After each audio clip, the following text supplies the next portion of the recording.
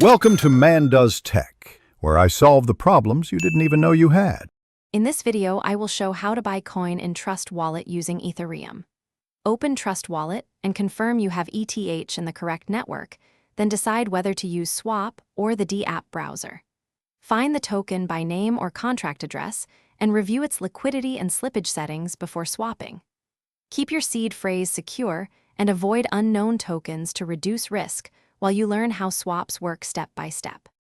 Open the swap screen or a D-app exchange in Trust Wallet and pick ETH as the coin you will spend. Paste the token contract or select the token from a reputable list, then set slippage and gas limits based on network congestion. Confirm the amount and double-check the receive address and token symbol, then swipe or approve the transaction. Monitor the pending TX until it succeeds and check your token balance after confirmation. If your swap fails, stay calm and check for common issues like low slippage, insufficient gas, or token approval requirements. Try raising slippage incrementally or choose faster gas if the network is busy, and always confirm the contract address before retrying.